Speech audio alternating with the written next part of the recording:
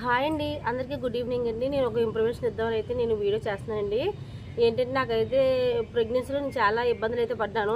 ఏంటంటే ఏమేమి ఇబ్బందులు పడ్డానో మీకైతే చెప్దాం అనుకుంటున్నాను. ఎందుకంటే ఇప్పుడు ఫ్యూచర్లో చాలా ఇబ్బందులు అయితే వస్తున్నాయి కదండి. ప్రెగ్నెన్సీ ఉన్న వాళ్ళకి అదే ప్రెగ్నెన్సీలు నిలబడట్లేదు కదా. ఎక్కువ ప్రీమెచ్యూర్ బేబీస్ లేదంటే 4 నెలలకే 5 నెలలకే ఆపరేషన్ చేయవలసి వస్తుంది. అలాంటి విషయం మీద ఎందుకు వస్తుంది ఏంటో నాకంటే డాక్టర్ చెప్పిన విషయం ఏంటో మీకు అయితే నేను చెప్తాను. నా విషయంలో జరిగింది మీకైతే చెప్దాం అనుకుంటున్నానండి. నాకు ఒకటి కాదు 2 అయితే జరిగినాయి. నాకు ప్రీమెచ్యూర్ బేబీస్ 2 అయితే పుట్టేశారండి. 2 సార్లు జరిగింది. అందుకోసం ఒక వీడియో చేద్దామని. నేను ఫస్ట్ టైం బాగా ఇబ్బందులు పడ్డానండి. నేను సెకండ్ టైం అయితే ఇంకా ఇబ్బందులు చాలా ఎక్కువ పడ్డాను అనమాట. బేబీ అయితే నాకు సెకండ్ టైం అయితే డాక్టరు మేమైతే ఇంక్యుబేటర్లో పెట్టమని నాకు అదే బేబీ అయితే సేవ్ అయింది. ఫస్ట్ మధ్యలో పుట్టిన బేబీ అయితే నాకు ఫస్ట్ టైం పుట్టిన ప్రీమెచ్యూర్ బేబీ అయితే బతకలేదండి. దానికోసం అయితే నీకు వివరంగా చెప్దామని నేనైతే వీడియో చేస్తాను. ఇప్పుడున్న సిచ్యువేషన్ బట్టి ఎక్కువైతే ప్రెగ్నెన్సీలో ఇంతకుముందు అయితే థైరాయిడ్ షుగరు బీపీస్ అంటే అంత పెద్దగా ఉండి కాదు. ఇప్పుడు మనకి లేనిపోయిన ప్రాబ్లమ్స్ అన్నీ వచ్చేస్తున్నాయి. నాకు ఫస్ట్ బేబీ పుట్టినప్పుడు అయితే అసలు ఏ ప్రాబ్లం లేదు, అంత హెల్దీగా 10 మంత్స్ అయితే మోసాను బాబుని. నాకు 10 మంత్స్కి అయితే డెలివరీ అయిందండి. మా అబ్బాయి ఫస్ట్ అబ్బాయి. సెకండ్ అబ్బాయి మళ్ళీ నాకు సెకండ్ బాబు పుట్టాడు. అప్పుడైతే ప్రీమెచ్యూర్ బేబీ పుట్టాడండి. నాకు అప్పుడైతే నాకు తెలియలేదు, ఎందుకంటే నాకు 6 మంత్ కంప్లీట్ అయిన 7th మంత్ ఇంకా 1 వీక్లో వస్తానుగా నాకు ముందే డెలివరీ అయిపోయిందండి. నాకు ఒక 5 రోజులు 6 రోజులు వాళ్ళైతే షుగర్ టెస్ట్ చేస్తారన్నారు. ఆ టైంలో కానీ నాకు ముందే దానికి వెళ్ళకముందే నాకు డెలివరీ అయిపోయిందండి. దానివల్ల అయితే డాక్టర్ కూడా కొంచెం అసెస్ చేసిందండి. హాస్పిటల్ అయితే నాకు నైట్ అంతా ఎప్పుడు ఉమ్మనీరు అయితే ఏమైందండి, నాకు ఉమ్మనీరు లీక్ అయిపోయిందండి ఫస్ట్ బేబీకి కూడా. ఉమ్మనీరు లేకపోతే నాకు ఉమ్మనీరు అయితే ఎలాగుంటుందో నాకు చాలామంది తెలియదండి. ఉమ్మనీరు అయితే వాటర్ లాగా ఉంటుంది. ఏమనుకుంటున్నా ఉమ్మనీరు అయితే మనకి ఏదో జిగురుగా అన్నట్టు ఉంటుంది అనుకుంటున్నాం. అదే నేను అయితే అలాగనుకొని ఉండిపోయానండి. నేను నైట్ వరకు ఉండిపోయాను. అదే నాకు తెలియలేదు అన్నమాట. చాలామందిని అయితే నేను డౌట్స్ అడిగాను కానీ నాకు ఎవరు చెప్పలేదు. మామూలుగా కడుపు నొప్పి వస్తూ ఉంటుందని అన్నారు అందరూ. కాకపోతే నాకు ఇలా జరిగింది నాకు తర్వాత తెలిసిందండి. నాకు నైట్ మా ఫస్ట్ బేబీకి అయితే నైట్ నేను హాస్పిటల్కి వెళ్ళాను. వెళ్ళబోతుకి డాక్టర్ అసలు చూడలేదండి. ఆవిడ మామూలుగా ఇంజక్షన్ అయితే చేస్తే ఆగుతలేదు లేదండి. నర్సు మాత్రం ఉంది. అది కూడా జూనియర్ నర్సులే ఉన్నారు, పెద్ద నర్సులు అయితే కాదండి వాళ్ళు. నేను తర్వాత అయితే మార్నింగ్ 6కి వచ్చిందండి డాక్టరు. అప్పుడు మా ఇంట్లో వాళ్ళు కూడా 6కి వచ్చారు. నాకు నైట్ 12 గంటలు జరిగింది ఈ ప్రాబ్లం అయితే అండి. జరిగితే నాకు నైట్ నుంచి మా ఆయన తప్ప ఇంకెవరు లేరు. ఇంకా మా అక్క వాళ్ళు అన్నారు, మేము వద్దు అన్నారు. కానీ ఇంకా ఆ టైంలో నైట్ 12 ఆ టైంకి అయితే ఇంకెవరు వస్తారు. మా ఆయన గారు అప్పుడు ఇక్కడే తుల్లో జాబ్ చేసేవారండి. అప్పుడు నేను అక్కడ ఉండేదాన్ని ప్రెగ్నెంట్ కదా అని. కాదు ఎవరు లేరు. ఇంకా మా ఆయన గారు అనుకోకుండా ఆ రోజైతే నేను వీకప్ మన్నాడు. కాకపోతే రానన్నారు. కానీ నాకు ఎందుకో బాగాలేదు రమ్మంటే అని వచ్చారు మాట. నైట్ అతను వచ్చింది 11:30 ఆ టైంకి వచ్చారండి. ఇంకా మార్నింగ్ హాస్పిటల్కి వెళ్దామని అన్నారు కానీ నాకు అసలు ఉద్దర పడతలేదు. ఇంకా ఎక్కువ అయిపోతుందన్నమాట. ఉమ్మనీరు ఇంకా ఎక్కువ అయిపోయి పెయిన్ కూడా వస్తుంది లైట్గా. ఇంకా నేనైతే హాస్పిటల్కి తీసుకెళ్ళారు మా ఆయన గారు. నన్ను తీసుకెళ్తే అక్కడైతే మా ఆయన గారు ఏం చెప్పారంటే తీరాడికి వెళ్ళాక నా ఇంటికి వచ్చి ఆగుతుంది అన్నారు కదా. ఆగలేదు వస్తున్నారు. ఇలా 12 గంటల నుంచి మార్నింగ్ 6 వరకు నొప్పులు వస్తూనే ఉన్నాయి. వాళ్ళు ఇంటికి చేసుకుని ఇంకా ఎక్కువ నొప్పులు ఎక్కువైపోయి నాకు. అలాగని చెప్పి డెలివరీ కోసం నొప్పి భరించడం అంటే కంటిన్యూగా నొప్పి వచ్చేది కాదు. జస్ట్ 2 మినిట్స్ నొప్పి వచ్చి ఒక 5-6 నిమిషాలు ఒక 10 నిమిషాల దాకా ఆగిపోయేది. అలా నొప్పి రావడం చాలా ఎప్పుడైతే పెయిన్ చచ్చిపోతానో అనిపించింది. అంత నొప్పి అయితే వచ్చిందండి నాకు. అసలు నిజంగా చచ్చిపోతానంత పెద్ద నొప్పి వచ్చింది. మరి నాకు ఫస్ట్ బాబు పుట్టినప్పుడు అంత నొప్పి అయితే నాకు రాలేదు. కానీ ఈసారి ఫస్ట్ చాలా కొంచెం ఈజీ అనిపించింది. సెకండ్ మంత్ చాలా ఇబ్బంది అనిపించింది. నైట్ 12 నుంచి మళ్ళీ మన్నాడు ఉదయం 9:40 వరకు నాకు డెలివరీ అవ్వలేదు. మా అక్క వాళ్ళు వచ్చి 6కి వచ్చారు వాళ్ళందరూ, మా అత్తయ్య గారు అందరూ. ఇంజక్షన్ చేయండి డెలివరీకి లేదా ఆపరేషన్ చేసిన ఇబ్బంది పడుతుందంటే అది ఆపరేషన్ చేసినా నెక్స్ట్ అదే కొంచెం వాళ్ళు ఉంటారు కదా ప్రాబ్లమ్స్ అవుతాయి. మామూలుగా తనకి నార్మల్ అవుతుంది. ఇంజక్షన్ చేయమండి నొప్పులు అదే ఇలా డెలివరీ అయినాకి తనంతా అదే అవ్వాలని చెప్పి 9:40కి అయింది. 9:40కి వాళ్ళు చూడకుండా బేబీని అయితే కిందనే పెట్టేస్తారండి వాళ్ళు. నేను ఇంకా మా అక్క వాళ్ళందరూ లోపల రాలేదు హాస్పిటల్ ఏంటో మరి నాకు తెలియదు. కానీ అసలు నాకు నచ్చలేదు హాస్పిటల్ విషయం అయితే. వాళ్ళ కింద పెట్టేసి తర్వాత ఎప్పుడో మా అక్క తర్వాత గంట పోయికి వచ్చి బాబు పుట్టిన పాపు 2కి 9:40 పుడితే 2కి నాకు నైట్కి పైకి తీసుకెళ్ళిపోయారు. ఆ డాక్టర్ ఏదో పళ్ళు ఉండిపోయి 9 నాకైతే అది రాజమండ్రిలోనండి పెద్ద హాస్పిటల్. కానీ దాని పేరు చెప్పడం కూడా అనవసరమే. నేను చెప్తున్నాను శుద్ధ వేస్ట్ హాస్పిటల్కి వెళ్ళడం కూడా.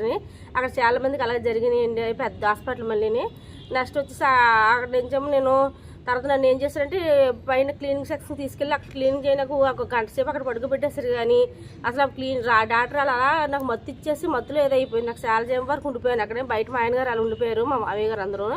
తీసి చూస్తే నాకు 2 o'clock తీసుకొచ్చారండి రూమ్కి. అప్పటి నుంచి 9:40 10 నుంచి తీసుకెళ్ళాను. టూకి అయితే తీసుకొచ్చారు. 2కి మా అక్క అడుగుతుంది, ఇలా ఎవరు పుట్టరో తెలియదు మాకు, ఇప్పుడు వచ్చి మాకు చూపించలేదు అన్నారు. సరే అని చెప్పి వాళ్ళు బాక్స్లో పెట్టేసి అట్టపెట్టులో పెట్టేసారండి వాళ్ళు. అసలు వాళ్ళు ఓపెన్ కూడా చేయలేదు. అప్పుడు మేమన్నా మా అక్కంది ఏం ఎవరు పుట్టరో కూడా మాకు తెలియదండి, ఒకసారి చూపించండి నర్సుని అడిగితే ఆవిడ వెళ్ళి ఇలా తీసుకొచ్చింది మాట. తీసుకొచ్చి చూపితే బాబండి చాలా, నాకైతే ఫోటోలో తీసుకున్నాను ఎందుకంటే నాకు గుర్తుకుండాలని చెప్పేసి. అప్పుడే నేను 2 months అసలు నిద్ర కూడా పట్టలేదండి అలా జరిగినప్పుడు, చాలా బాధపడేదాన్ని. తర్వాత నాకు 1 yearకి మళ్ళీ పాప అనుకోకుండా పడింది. అప్పుడు డాక్టర్ని అయితే మేము బాబుకి జరిగినప్పుడు అడిగాము ఏంటి ప్రాబ్లం అని అడిగితే నాకు చెప్పలేదండి ఆవిడ అసలు ఏ ప్రాబ్లం అని. అంటే ఆవిడ ముందే కడుపులో బేబీ ఉన్నప్పుడు టెస్ట్ చేసుకుని తెలుసును, అలా చేయలేదండి ఆవిడ.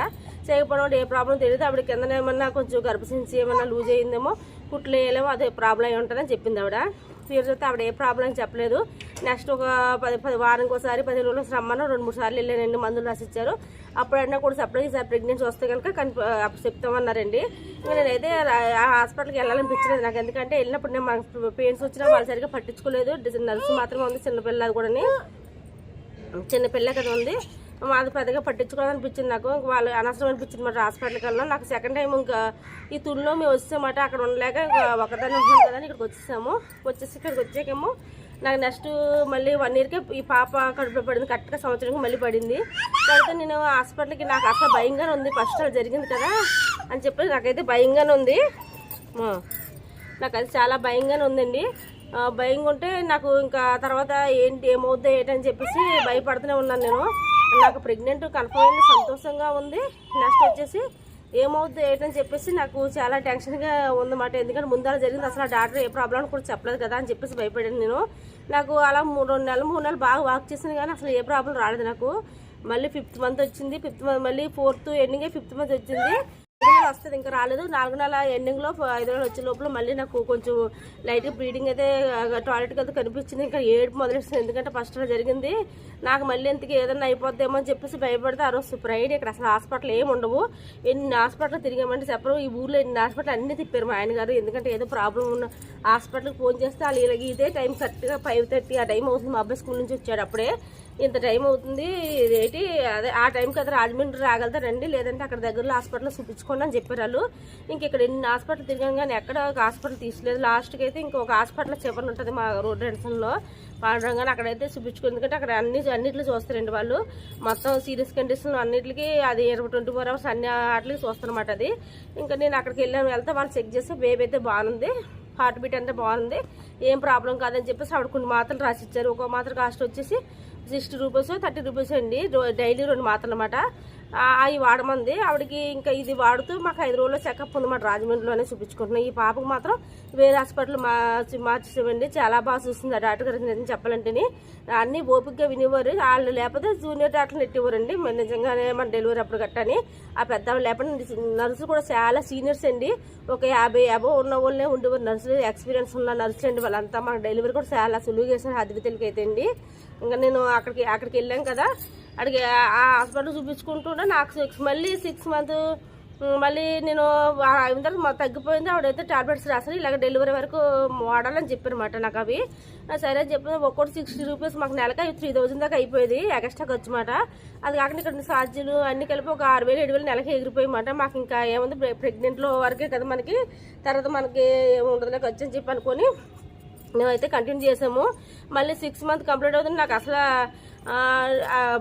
ఎన్ని ప్రాబ్లమ్స్, నాకు అసలు ఒక రోజు ఫుడ్ కూడా తినలేకపోయేదాన్ని నేను. అసలు డైలీ ఫుడ్ అంటే నాకు ప్రెగ్నెంట్లో అసలు తినలేకపోయేదాన్ని నేను. నాకు వాంతులు, విపరీతమైన వాంతులు, ఇడ్లీ కానీ ఏం కానీ ఏదో కొంచెం అన్నం ఉడికిపోయిన గెంజి అడిగి వేసుకొని కొంచెం అన్నం వేసుకొని అంతే తాగేదాన్ని. నాకు అది నచ్చింది బాగాని.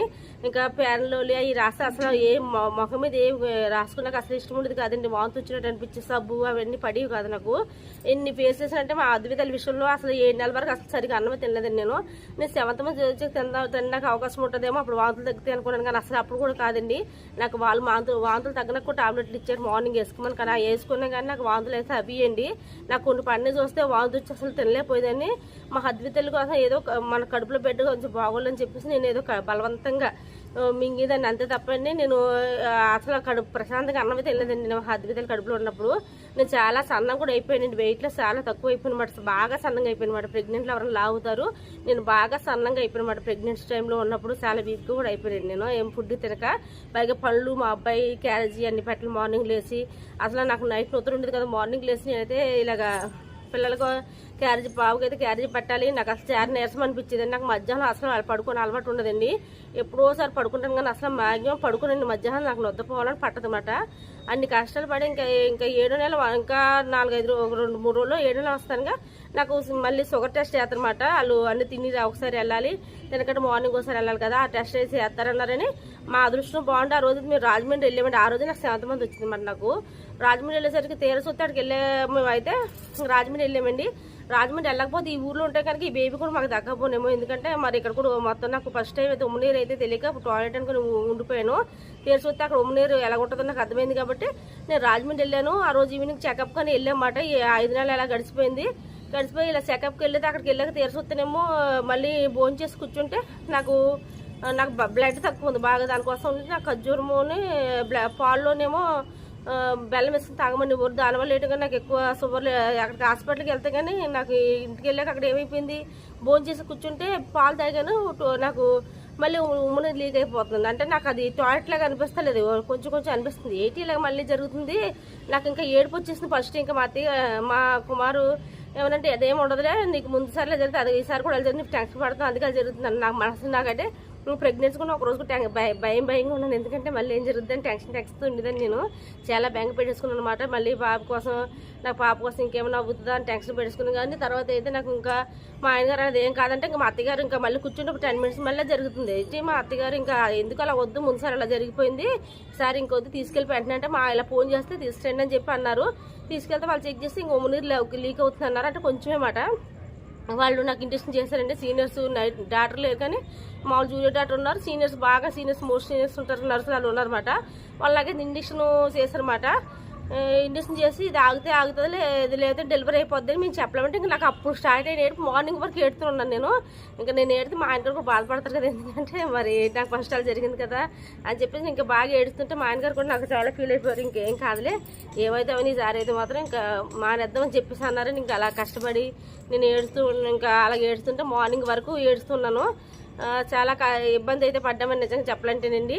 ఆ తర్వాత అయితే హద్వితల్ని ఇంకా మాకు 4 డేస్ అయితే ఆగిందండి. నాకు ఇంజక్షన్ ఆపారు.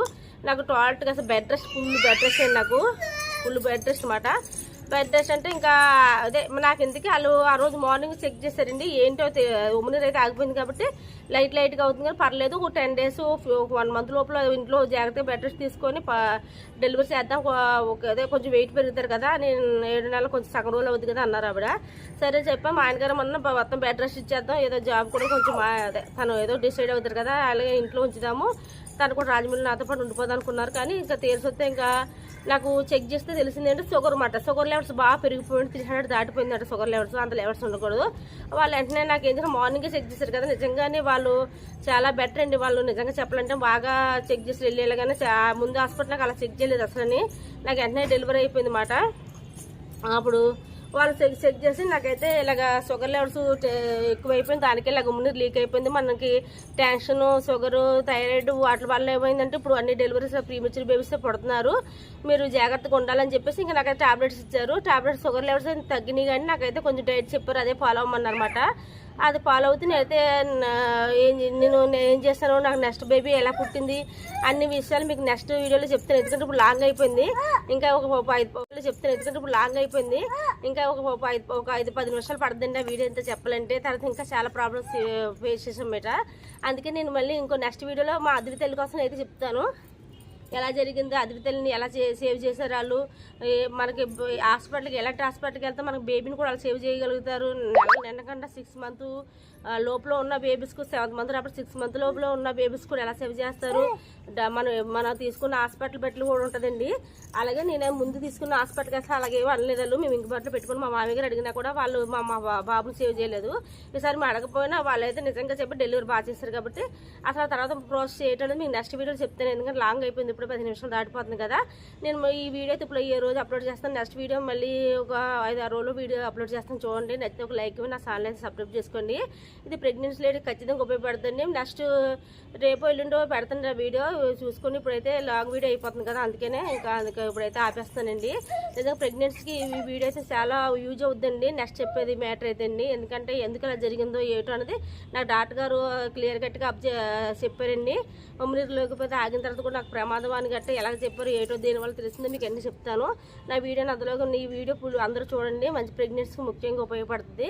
అలాగే నీ పెట్టే వీడియో నచ్చితే లైక్ నా ఛానల్ చెప్తాను. Bye bye.